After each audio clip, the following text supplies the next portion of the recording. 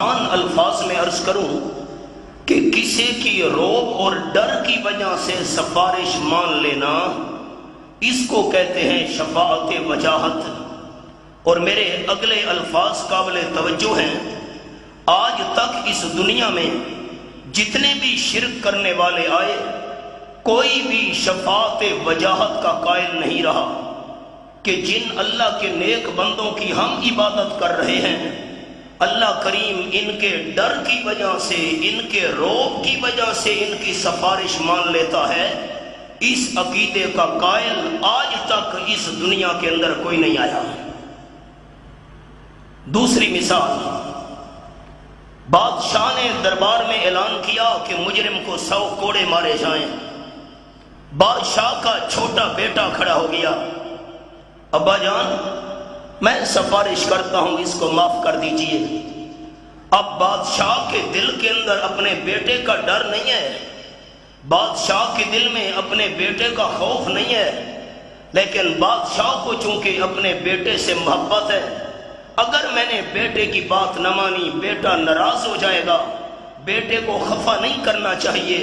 بیٹے کی محبت میں مجبور ہو کر بادشاہ نے اس کی سفارش مان کر مجرم کو معاف کر دیا۔ اس سفارش کا نام ہے شفاعت محبت۔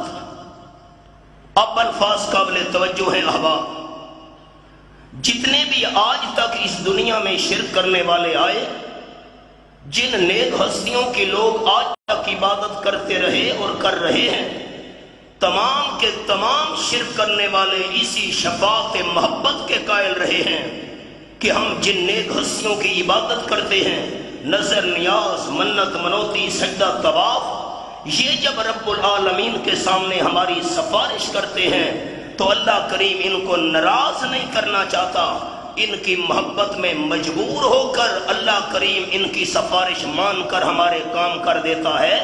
اس شفاعت کا نام ہے شفاعت محبت۔ تیسری مثال سنیے، پھر میں دلیل عرض کروں گا۔ بادشاہ نے کہا مجرم کو 100 کوڑے مارے جائیں، مجرم نے ہاتھ جوڑ دیے۔ بادشاہ سلامت، مجھ سے غلطی ہو گئی، آئندہ میں قانون کی خلاف ورزی نہیں کروں گا، یہ میں نے جھولی پھیلائی ہوئی ہے، اللہ واسطے مجھ پر رحم کر دیجئے، ایک دفعہ معافی دے دیجئے۔ اب بادشاہ نے سوچا کہ اگر اس کو ویسے چھوڑ دیا جائے تو یہ قانون کی خلاف ورزی کر چکا ہے، سزا تو اس کو ملنی چاہیے، لیکن معافی مانگ رہا ہے، جرم کا اقرار کر رہا ہے۔ بادشاہ نے دربار میں بیٹھے ہوئے ایک وزیر کی طرف اشارہ کیا، کھڑے ہو جاؤ۔ وزیر کھڑا ہو گیا۔ وزیر، یہ مجرم نظر آ رہا ہے؟ جی ہاں۔ معافی مانگ رہا ہے؟ جی ہاں۔ غلطی کا اقرار کرتا ہے؟ جی ہاں۔ بادشاہ نے کہا وزیر، میں تجھے اجازت دیتا ہوں، اگر میری اجازت کے ساتھ تو اس مجرم کی سفارش کر تو میں تیری سفارش کو مد نظر رکھ کر اس کو اس دفعہ معاف کر دیتا ہوں۔ اگر تیری مرضی ہے، تیری طبیعت مانے، اس کی سفارش کر۔ وزیر نے ہاتھ جوڑ دیے۔ بادشاہ سلامت غلطی کا اقرار کر رہا ہے اور وعدہ کر رہا ہے دوبارہ یہ غلطی نہیں کرے گا، میں منت کرتا ہوں اس کو معاف کر دیجئے۔ بادشاہ نے مجرم سے کہا تو معافی کے قابل نہیں تھا، لیکن میری اجازت سے وزیر نے سفارش کی ہے، چلو میں اس کی سفارش کو مد نظر رکھ کر تیری غلطی معاف کر دیتا ہوں۔ اس سفارش کا نام ہے شفاعت بالاذن، آسان لفظوں میں شفاعت اجازت۔ اب آپ خیال کیجئے گا، قیامت کے میدان میں جو سفارش ہوگی وہ رب العالمین کی اجازت کے ساتھ ہوگی، اور اسی شفاعت کا اثبات ہے قرآن و سنت کے اندر۔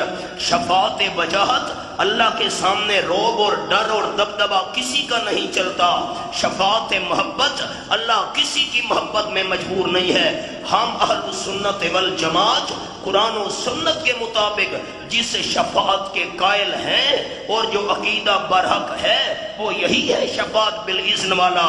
قیامت کے میدان میں سفارش ہوگی، اللہ کی اجازت کے ساتھ ہوگی، بغیر اللہ کی اجازت کے کوئی زبان ہلانے کی جرات بھی نہیں کر سکے گا۔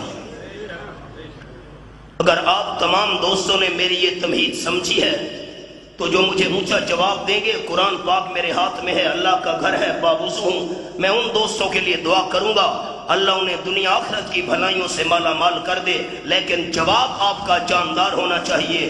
جتنے مشرکین آج تک دنیا میں آئے کیا ان کا یہ عقیدہ تھا کہ جن ہستیوں کی ہم عبادت کرتے ہیں یہ اللہ کے سامنے سفارش کرے تو اللہ ان کے ڈر کی وجہ سے سفارش مان لیتا ہے؟ یہ عقیدہ تھا؟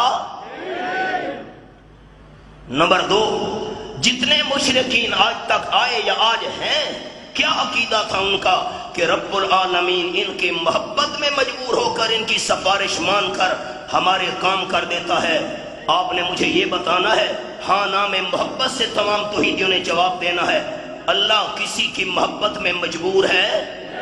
اونچا اونچا، اللہ کسی کی محبت میں مجبور ہے؟ شفاعت وجاہت، شفاعت محبت، ان کا قطعاً کوئی تصور نہیں ہے قرآن و سنت کے اندر۔ اگر شفاعت ہوگی تو شفاعت بالاذن، شفاعت اجازت ہوگی۔